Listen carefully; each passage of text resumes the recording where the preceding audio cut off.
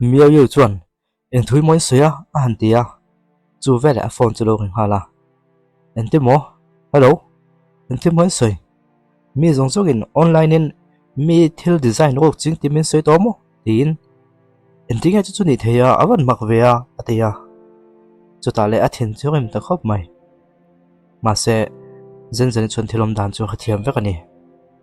zak tak chuan pon lama chuan a chuak ngal ta vata en tinga chu tiang thil chu a thlen thei tin zen zen chuan an ngai tuwa a fin fian zong zong kha Mr. Yu chen hian online in a ro post semon don le inga tinga min tum pui de min du ti nai mon ni le tin angai to buai ve khop mai Mr. Yu chen po chuan zen zen chuan en de wang wanga ti khang ka tum pui chu i lungoi ta em ti niom tak chuan an ena chu ta de a pate chu kon tong chuak ve to wat mai ngoi teu tu kam buai na hi chung ko thil chung chang ania chu wang chuan ke chu du le local san khri phat men chu nang manin ilo ching fel mai don nia a han tia ma se Mr. Yu chen chuan kapate i chuak don ni pon lama sun report tam takan oma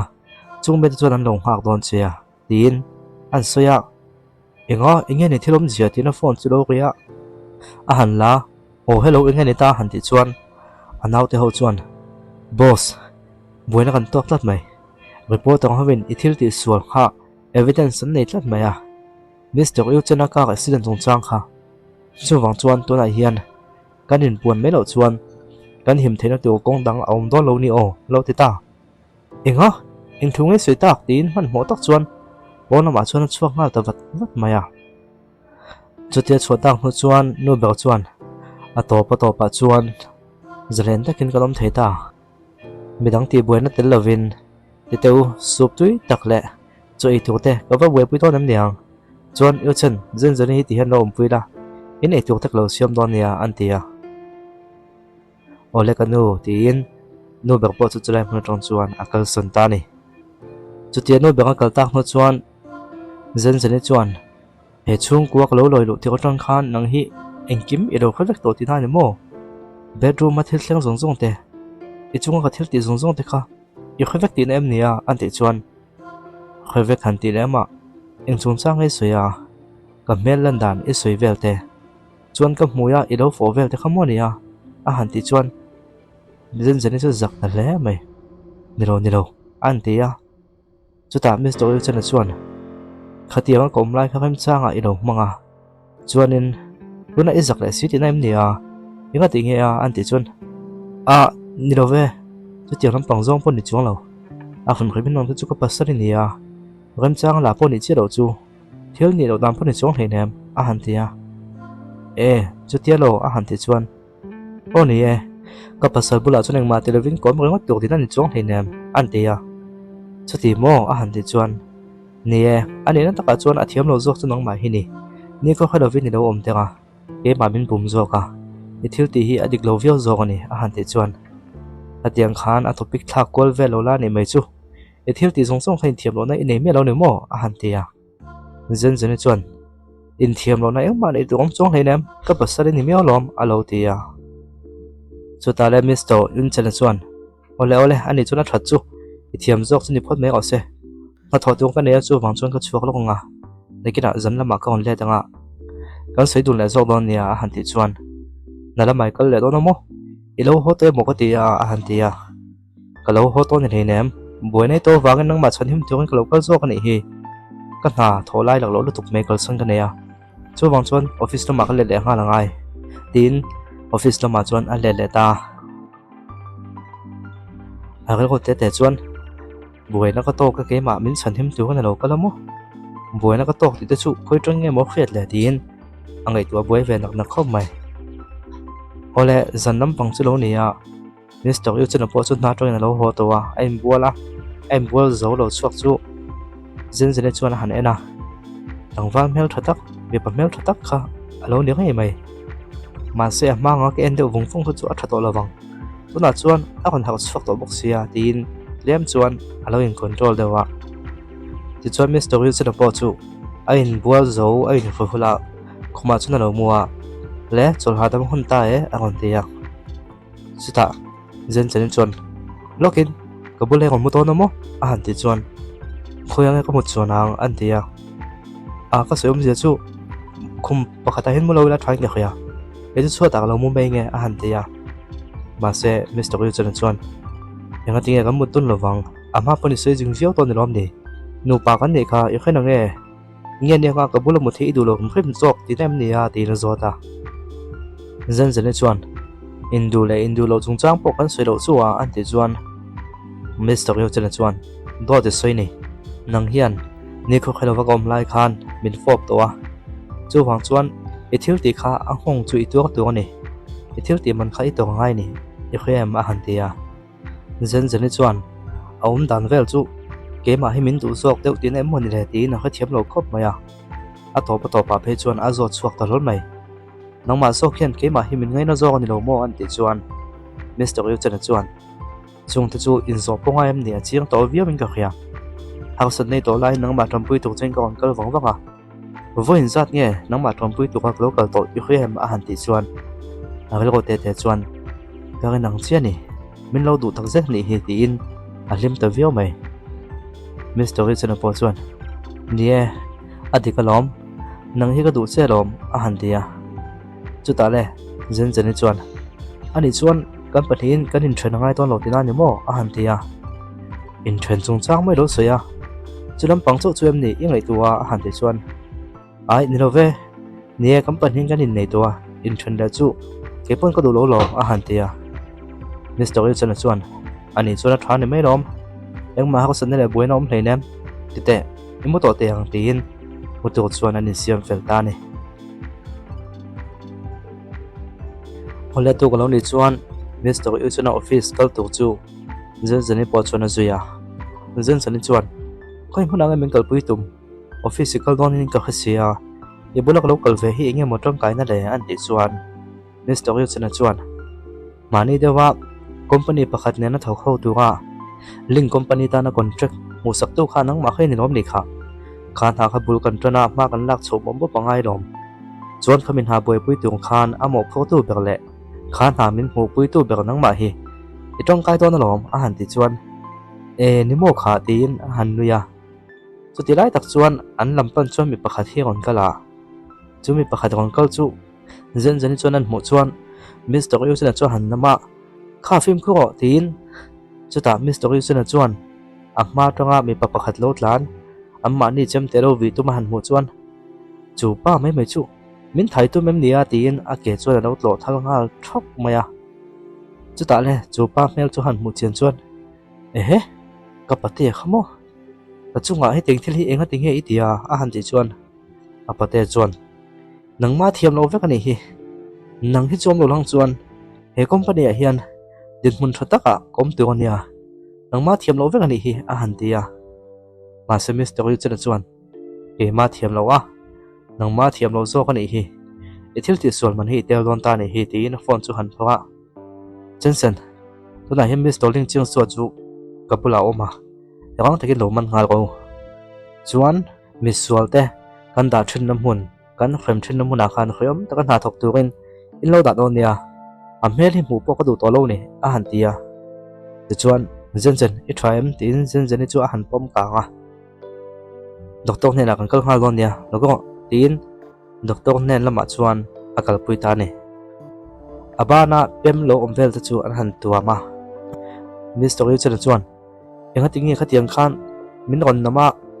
ke ma khamin lo dana ka pate khan ron vit na face rang chuanin itana hlom veo ton ani kha a han ti chuan Jensen chuan nang ma chan him che ka tum ve ni kha voi tam tak min chan him tua ka ti ve tu kolom a han tia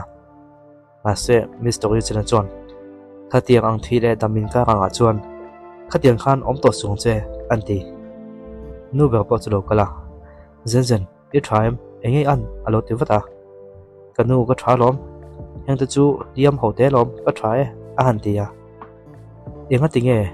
Mr. Yu chen an inom du na ni lom ni Yu chen enga tinge event him lova an lo ti khala nia ke ma thiam lo ni kanu an ti chuan ni lo ve yun chen thiam lo an hai nem khang te ka chu lo thleng deuh thuta ka pate kha kon lang deuh thut boxia ani hian mu boxi ro ti vak leina om lo ni a han tia chuta nu ber chuan kha I pate kha chu alak tla lo ngon mai buổi nó xiêm ba cái thiam lâu thua cái buổi thôi đi khá chú vàng chuan anh ấy khá cần thon bầu vòng vàng ngay đi anh đi Mr. Yu chân chuan kanu anh kiếm cái chứng phèn vách tụi còn lặng lẽ tổ ngay là vàng chuan dần nàng hít tu màn anh tin lẽ tổ ngay là vàng xe chú cái tiệm cái ven him lắc tổ vàng xe đi là xoay nè chú ta nuôi bạc chuan dần nên là chuan dần có phải bà này na in này này thì anh ấy đều không có mày chú vàng chuan cái mà này bốc cái hình bùa sẽ man chết rồi mà chú vàng chuan in này nó mua mal dọc vàng xuân mua mal tắc mấy này trái là thì nó lấy là trái cái khía thì chuan mi thế bốc số mà khuyết tận lakin mi zong in linh chung quá chuan mỗi vấn này ta tiền khuyết thế là tiêu in thu thế bốc cái thì đang hàn thì chuan cái hồ chú tiếng thì kéo chú với nó tắm mấy đầu mò hàn thì tiểu lầu mấy với nó chút suy đầu hết tiếng không thấy cái lồng lên chuyến nó làm chuan lên trên em không mà tao suy được chứ anh thì chuan nè dần cái nước suy hàng điệu chuan chân xin bên đây là muốn mang tới vin company hay official tới vin in này nó bộc quan tới xem về là try tới đầu vém nè anh thì cũng sẽ là dần đi ban anh tuần nó bảo chú alo đam ta mình đâu có chiếm lóc cần là nghe tin Mr. Yu chân chuan phone call chú hẳn là nặc tu giả hiền muốn ngay khan meeting kan này để đón ném niang tìm mi pakhat hiền alo xoay nè chuan im lo khoi tu bok lo khoi ang che alo tia apoi thì không mấy cái local thầy đầu vắng hẳn thì chuan chuyện bài local nghe ngay lom nụ quý official ta cái in này mà itang vào top nó được anh xia chú vắng chuan in local nghe ngay chú là vậy in nụ quý tu bao chú đi ra in nụ quý này do không chú kan lang huve box si dawa kan huve cha kalom an lo di chu thu han khre chuan zen chuan lang wal top na inge ni alo suyom je chu alo ti wata ma semi story chen chuan chang lem lo chuan phone na abiak jok chun changa khoi mu na kan ti don address min lo thon la local kan tum don nia ti ve ta mai ni ole zan lo nia party an ni dam hun tuwa chuan Mr. in chen chu wakala athem pa chuan hello cái họ cái chuyện nuôi ba trăm là bạc cái vật quế nó không nghe thì khăn lỗ ổn là tiền uncle sana cho tiền uncle san tăng nó chuan miêu yêu hello cái là zu còn cái ngà với dress ni om tất nhiên là lo in xe thiếu in tiêu cái là chuan đầm đói ăn bột rượu bọc Mr. Rin chân là chú lo in tiền còn tôi mà mấy thề Mr. Rin chân là chú còn bana cái pu khá lẽ oi in tiêu còn tiền đồ para chuan còn đã Mr. Yu chân appo chuan ma se lem lo chuan han in ve mai boka ma se in to cái đầu tiên chuan lu chu kon hei ta chuai mai taksa chu kon dik lo tana kon lum deuh ta hap maya dan vel dik lo chu miu yo chuan mu chu ta le Mr. Yu chân chuan ni ko khalo chuan thon ta maya miu yo chu kang tekin kon kal hala abula chuan kon thu hala in chen ni hoi deuh ni kha sol tum huna ka khoyang che duem an tia ti chuan ang kuwa yom pakata chun foi tum ta Mr. Yu chen po chu alu hai to em wang chuan engma selem lo chuan chuno chu azui ve ta mai mo kani ole yom pakata chun foi lo ta khoma chuan một ti ga miêu yo chuan alu khum chu han phela achunga chuan han lon nga la Mr. Yu chen chuan zen login nang hi zen ni lovin ka khia kalte enge ka chungai tia han tia miêu yu chuan in chen min khaton ange nang hi ka ta tu ni kha zen ni khan nang hi min chu sak zo ani anin ta ka chung ka ta tu zo ni lom tin thom no ta chuan phel saka ti chuan abula mun yom tak chuan han oma thla de chu han lak vela chu thalak chu tuema tak chu avathon ta ni ti chuan Mr. Yu chen bula chuan muam de chuan om ta na kila chuan zen po chu kon theng ve ta yun chen chu khong em le yun chen khoi ang em le tin an kon zong ta hoi maya khoi ang em ka lang le kanin hlat tak lo mo ka tia khoi ang em local manang o tin chu ta a phone chu alo ri tlang mai a phone lo ri tlang chu han ena message ro thlenga thalak Mr. Yu chen ale miao yu an mu don line om tak mai chu a mutanol mai nilo anh听he ni thei afa mak vea yun chen hian ka chunga he tiang thili ati thei don am ni tin a thong ta viu maya a ko chu buai ta map mai chu ta le rang takin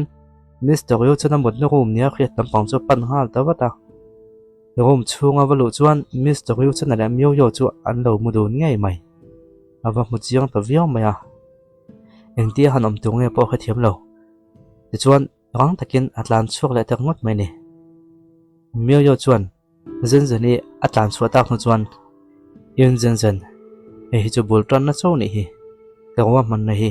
akal fu chodon via ve tien asoya online angena chuan Mr. Yu chen chu in lama chuan afa huwa ma se zen chu mu zo ta hau lo mai rom ta chu han en kuala amu ta hau lo mai a khong emo alo om man le tin a han phone a ma se number biak tum hi a biak thailo tin alo in se zel boxi a ko chu buai ta viau mai phone an tuma ma se phone tlang thei rang lo mai a en ting ka tiang o tin anu chu call tak ngat mai kanu an ti chuan anu chuan ilak tlak lo lutuk enga ti ka tiang khan zen ni laka iti thei soka alo ti ngal deuh bok mai a kanu en thil nge thang ka khemi lo dam doi min khai ro ma han ti a enga an ti chuan zen ni o ni ti khia zen ka thu sei lo ngai thlok te ne zarang khan dam doi min khai a ka ro ya ka chunga enge thleng eng ma ka khelo tin khan hun eng khan eng thil ma kan ti dun lo bok min ka nang hai ni ka thu sei hi ka nang hai a fin fe na pok ka pe theyang che a han ti a ma se anu chu lo tong le i fin fe na tok chi lo boi pui don nia chumi chung chon zen hi mun hla taka ka jin pui don heti anga